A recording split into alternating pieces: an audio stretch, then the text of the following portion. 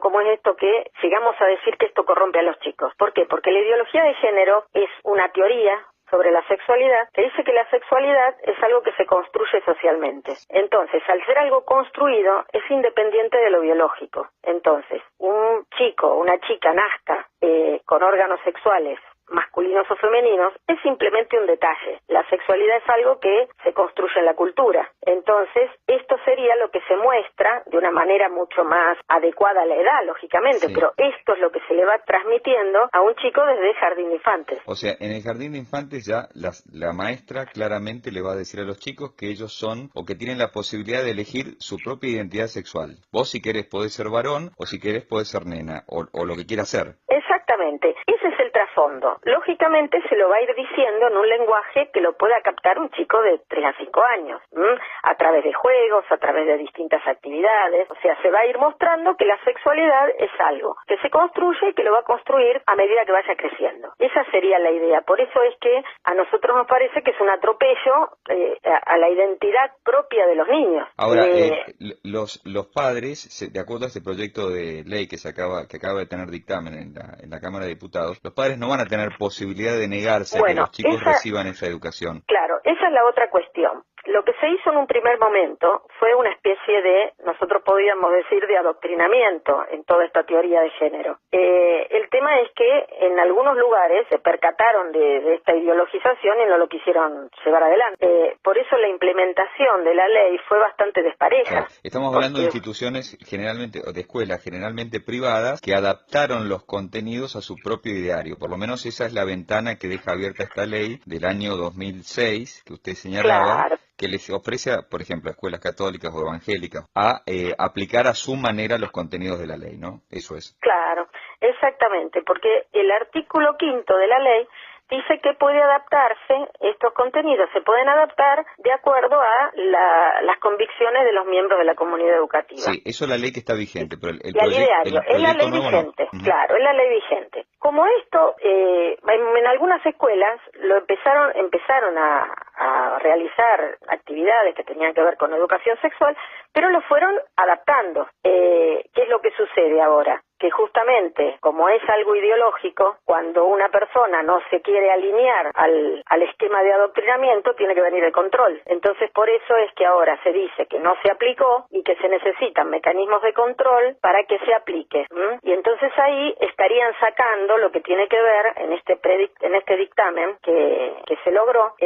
Lo que no se está permitiendo es que se respete el ideario de las instituciones educativas. Y además se obliga a las provincias también, a adherir a esta ley, que es una ley nacional, lógicamente, ¿no? Claro, esa es la otra cuestión, porque siendo una ley que tiene que ver con educación, las provincias tenían la prerrogativa de poder aceptarla o no, o adaptarla a las características de su provincia. Siendo de orden público, ya no se podrían rehusar a admitirla. Entonces, eso también es un signo totalitario. Sí.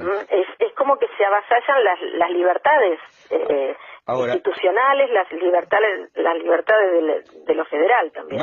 Más allá de lo que digan estas leyes, digo, la ley que está vigente, que es la ley de educación sexual y la reforma que se quiere hacer, digo, el sentido común no indica que la educación sexual de los chicos debiera ser impartida en el hogar, en la casa, por los mismos padres. Sí, en eso hay bastante legislación que ampara este hecho. O sea, los primeros educadores en el tema de la sexualidad y en todo, los primeros educadores son los padres. La escuela tendría que actuar de un modo subsidiario en el caso de que o los padres no estén, claro, o los padres no estén capacitados, pero de un modo subsidiario. Y la escuela lo que hace es socializar los conocimientos, pero los primeros educadores son los padres. Que el Estado avasalle el derecho de los padres a educar a sus hijos, y es algo grave. Porque esto es algo que está vinculado con una nueva imagen del hombre, en definitiva, ¿no? Lo que se trata es de redefinir la noción de lo que significa ser un ser humano, partiendo por por el sexo, ¿no? Claro, exactamente. Esto es una especie de reingeniería social. Lo que se busca es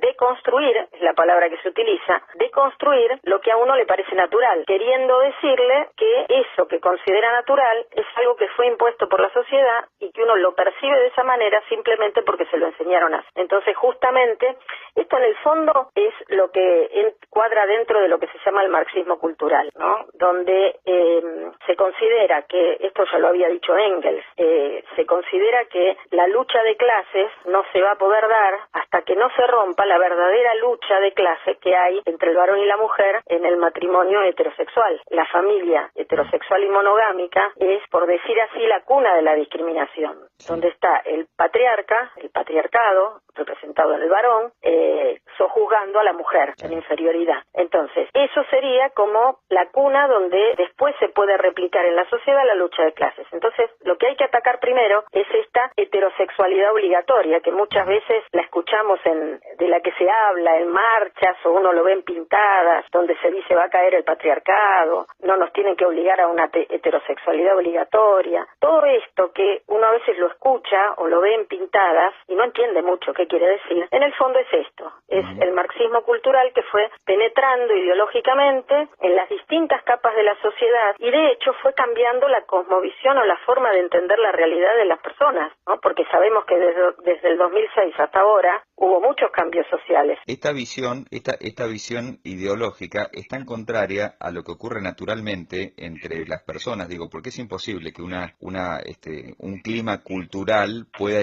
imponer durante toda la historia a las personas que tienen que considerarse hombres y mujeres y que tienen que formar una familia, porque eso es algo que se ha dado naturalmente en todas las civilizaciones o los desarrollos sociales, ¿no? Sí, en realidad todas estas cosas son elucubraciones de imposiciones de intelectuales, que la realidad es que para tener un hijo se necesita un varón y una mujer, digamos, hay cosas que son lógicas y obvias. Estas son cuestiones que son de élite, se iniciaron como élite intelectuales que quisieron modificar la sociedad por distintos tipos de cuestiones, Sí. por cuestiones solamente ideológicas y también por cuestiones económicas, por cuestiones de poder, por cuestiones políticas, que están todas, que se van entretejiendo. Pero en el fondo no es algo que salga de la naturaleza de la gente común. La gente común entiende bien claro cómo son las cosas. Lo que pasa es que al estar tan impuesto a través de los medios, a través del cambio en la legislación, la mentalidad de la gente va cambiando y va dejando de perder ese sentido común. Entonces creo que es muy importante